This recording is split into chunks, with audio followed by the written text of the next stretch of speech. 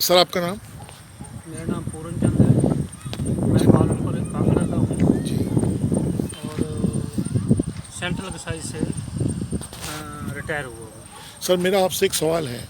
जो सर हमारा यहाँ से पेट्रोल का रेट, डीजल का रेट, गैस के रेट बढ़े हैं 2014 के बाद और ये पिछले एक साल के अंदर। ये बहुत ही मतलब भयानक वृद्धि है और हम तो मतलब पैदल चल रहे हैं। अब ना स्कूटर चला रहा है, गाड़ी तो हमें चलाने आती ही नहीं। रेट देखो, तेल जो 90 रुपये था वो 200 रुपये का डी मार्क का हो रहा, कोई भी है सरसों का तेल। बाकी रेट तो सारे 3-3, 4-4 गुना है। सैलरी वही है, हमारी पेंशन में जो डीए आता था वो फ्रीज हुआ है 18 महीने या 24 महीने से। मुश्किल से हम गुजारा कर रहे हैं। चंडीगढ़ में टैक्सेस देखें तो प्रॉपर्टी टैक्स है, बिजली का बिल जो है 10-12, हमारी पेंशन 20,000 है, 12,000 बिजली का और पानी का दे देते हैं। और सवाल और सर ये जो निजीकरण के बारे में आप क्या कहें? निजीकरण जो हमारे संस्थानों को सरकार बेच रही है, हाँ, जैसे रेलवे जो कर रही है। जी प्राइवेटाइजेशन, सर। ये भी बहुत ठीक बात नहीं है। क्योंकि बच्चे जितने कॉलेज से निकल रहे हैं, माँ बाप कैसे बच्चों को पढ़ाते हैं और अपना सब कुछ बेच के अपनी भविष्य के बारे में। बच्चों को नौकरी किसी को नहीं है, सबके बच्चे घर बैठे हैं। मेरा भी बच्चे घर बैठे हुए हैं, प्राइवेट नौकरियां मिल रही हैं, उन्होंने कोई तनख्वाह नहीं दी, कोई कुछ नहीं, घर में बैठे हुए हैं। नहीं, मेरा मतलब है ये जो प्राइवेटेशन है ये ठीक होनी नहीं चाहिए कि नहीं होनी नहीं चाहिए? होनी चाहिए। ये किसी को अधिकार है हमारी चीज़ों को बेचने का? नहीं, किसी को अधिकार नहीं। ये देश ने बनाई है, देश के लोगों की। हाँ, देश के लोगों से।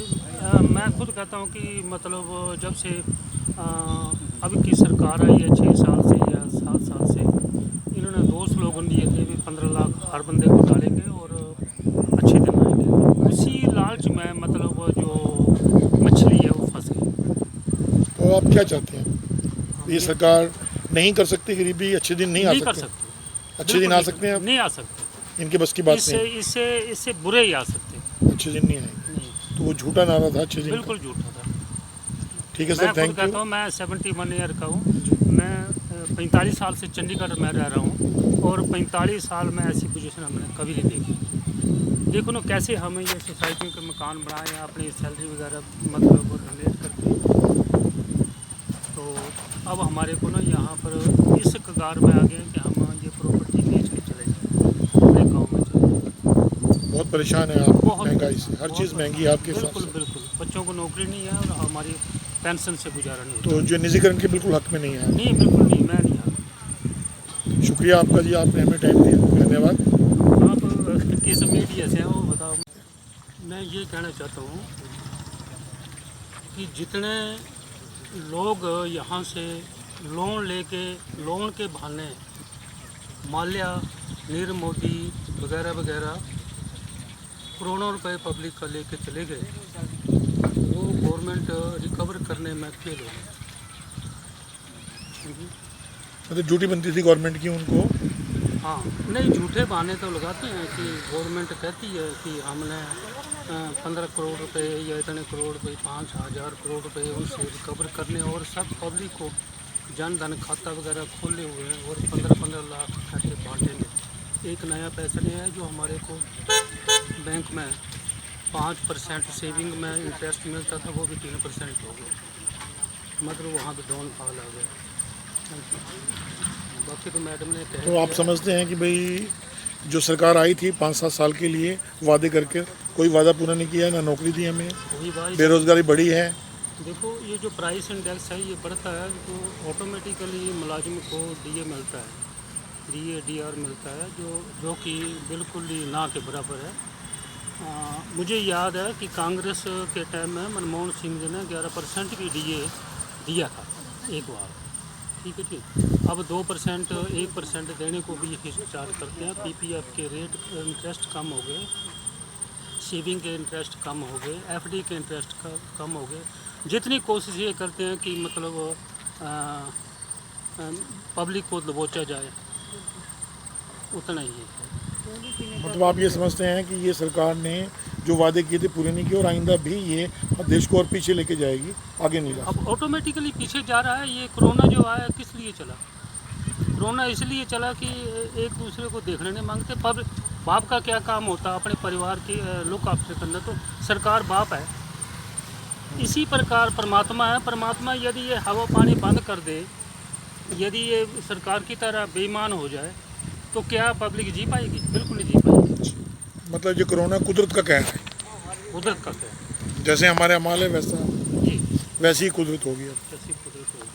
तब हम बांट रहे थे, कुदरत ने अब हमें। आपके सामने ही है, आपने ये देखा फ्लड है, ये पहाड़ों में मतलब स्लाइडिंग हो रही है, कितनी पब्लिक मतलब वो दब गए, कितने जो घूमने जाते थे वो लोग जो है ख़त्म हो गए। आपके सामने ही है। केदारनाथ में क्या हुआ, हमारे हिमाचल में क्या हुआ, जी जी मनाली में क्या हुआ, शिमला रोड में क्या हो रहा है, जी जी। मनाली रोड में क्या हो रहा है, ये कुदरत का कहर है। अगर हमारे अच्छे विचार नहीं होंगे तो कुदरत। हाँ जी। पहले ऐसे होता था ना कि मेरे घर में एक गेस्ट आ जाता तो घर वाले जो होते थे खुश हो जाते थे। आज एक गेस्ट आ जाए, चाहे उसका भाई है चाहे बहन है, वो देखना नहीं मांगते आज। क्यों बहन जी? बिल्कुल सही बात है। क्योंकि हर आदमी जो परेशान है, चाहे गृहिणी है चाहे हेड ऑफ द फैमिली है, वो कहाँ से कमाएगा? चोरी करेगा।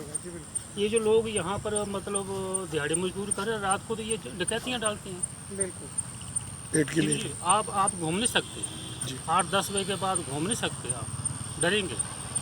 तो पहले कभी नहीं हुआ था ऐसे। चंडीगढ़ जैसे शहर का माहौल खराब है। हाँ, चंडीगढ़ का शहर का बिल्कुल ख़राब हो गया जी। आप देखो जैसे ये कंस्ट्रक्शन हो रही है, ये मेरे साथ देखते देखते 5 नंबर कॉलोनी उठी। मैं 5 नंबर कॉलोनी के सामने रहता हूँ, तो हमने 6-7 साल बहुत तकलीफ सहन की यहाँ पर। जब उठ गई तो यहाँ कंस्ट्रक्शन हो रही थी, सोसाइटियाँ बनी थी, कुछ नहीं, वो जंगल बना है, यहाँ बदमाशों का घर है। मतलब बदमाश है, यहाँ नशेड़ी है। बहन बहू बेटी यहाँ घूम नहीं सकती है, हमारे जैसे बुजुर्ग नहीं घूम सकते। शुक्रिया सर, बड़ी मेहरबानी आपकी, आपने टाइम दिया, धन्यवाद। आपका नाम? मेरा नाम जाहिरा है। जी, कहाँ रहते हो आप? मैं सेक्टर 45 में रहती हूँ। तो मेरा सवाल है आपसे कि जो कुछ वक्त में ही हमारे पेट्रोल गैस और जो हमारे खाने पीने के सामान महंगे हुए हैं, उसके बारे में आप क्या कहें? उसकी मैं सख्ती से निंदा करती हूँ। सबसे पहले तो हम लोग सब बहुत परेशान हैं। ऐसा हालात ऐसा समय हमने नहीं देखा। पिछले कुछ सालों से हम लोग इतने परेशान हैं। हम लोगों को खाने के लिए भी अब सोचना पड़ता है। तेल जो एक बिल्कुल बेसिक नेसेसिटी है खाना बनाने के लिए, वो ही इतना महंगा हो गया। सिलेंडर ख़रीदना बहुत मुश्किल हो गया है। हम सोचते हैं कि हमारे लिए इतना मुश्किल है तो गरीब लोगों के लिए कितना मुश्किल होता होगा, कैसे वो अपना जीवन चलाते होंगे। हम तो इसी सोच में रहते हैं। तो मुझे नहीं समझ में आ रहा कि सरकार कर क्या रही है इसको सॉल्व करने के लिए। ना तो किसी भी तरीके से महंगाई कम करने की कोशिश की जा रही है, ना किसी भी तरीके से एम्प्लॉयमेंट जनरेट करने की कोशिश की जा रही है। हम हर तरह से सिर्फ टैक्स भर रहे हैं, लेते हुए भी देते हुए भी। हम लोग बहुत परेशान हैं। तो अब अच्छे दिन आने की संभावना नहीं है आपको? अच्छे दिन आने की बिल्कुल संभावना नहीं है, और सिर्फ बुरे दिन आने की संभावना है। तो आपको लगता है ये सरकार इस पे काबू नहीं ये पा? सरकार बिल्कुल 100% नाकामयाब रही है, और हमें जल्द से जल्द इससे छुटकारा चाहिए, बिल्कुल ज़रूरी चाहिए। नंबर 2, ये जो सरकार निजीकरण कर रही है, जो हमारे जितने ऑफिस हैं, हमारे कॉलेज हैं, या हमारा जो भी है रेलवे स्टेशन, इनको जो प्राइवेट करना चाहती है, इसमें कहाँ तक आप सहमत हो? ये ठीक है या गलत है? मैं सबसे पहले तो ये कहना चाहूँगी, प्राइवेटाइजेशन से सरकार ये साबित कर रही है कि वो कितनी इनएफिशिएंट है। उसके बस का कुछ रहा ही नहीं है। क्या सरकार अपनी रेलवेज़, अपनी एयरलाइंस खुद नहीं चला सकती? क्या सरकार अपनी नेशनल बिल्डिंग्स जो हैं, जो हमारे देश की धरोहर है, उसको खुद संभाल नहीं सकती? कुछ नहीं कर सकती सरकार। तो वो कर क्या रही है? क्या कर सकती है? अब एयरवेज बेच दीजिए, अब बच क्या गया है? क्या बेचना चाहते हैं मोदी जी? मैं तो बस यही कहूँगी, प्लीज़ देश को बख्श दीजिए, वापस अंग्रेज़ों के हाथों में मत सौंपिए। तो बिल्कुल ना है। प्राइवेटाइजेशन एक बहुत ही मीन डिसीजन है और बहुत ही बिजनेस माइंडेड डिसीजन है। ये देश के हक में बिल्कुल नहीं है। तो आप क्या समझते हो, जो ये चीज़ें हैं जो हमारे ही पैसों से बनी हैं, हमारे ही मुल्क में बनाई हैं, जनता के पैसे की हैं, क्या किसी आदमी को जीतने के बाद इन्हें बेचने का हक है? बिल्कुल भी नहीं है। उनको हमने वोट दी किस लिए थी? इसीलिए दी थी कि वो इन सब चीज़ों को संभालें, देश को अच्छे से चलाएं, हर चीज़ को अच्छे से मैनेज करें। लेकिन वो तो उठा के इसको बिजनेस पॉइंट ऑफ व्यू से बेचे जा रहे हैं। और मोदी जी तो कहते हैं कि 70 साल के अंदर बाकी सरकारों ने कुछ नहीं किया। आप क्या सोचते हैं इसके बारे में? बिल्कुल बिल्कुल, मैं उनसे इस मामले में सहमत नहीं हूँ। देश को इन्होंने उल्टा चला दिया है। शायद अब हम लोगों को चूल्हे जलाने पड़ेंगे, लकड़ी लगानी पड़ेगी, और शायद लकड़ी भी नहीं मिलेगी फिर, क्योंकि इनके कुछ अजीबोगरीब कानून है, लकड़ी मिलेगी नहीं। और हाँ, गाय का गोबर ज़रूर मिल जाएगा, वो इजीली अवेलेबल है आजकल, सड़कों पे, घरों में, हर जगह अवेलेबल है। तो हाँ, मेरी लेडीज़ को ये राय ज़रूर हो सकती है कि गाय के गोबर उठाएं और उसके वो बनाएं और उससे खाना बनाएं। शुक्रिया, मेहरबानी आपकी, आपने टाइम दिया, धन्यवाद। धन्यवाद, थैंक यू।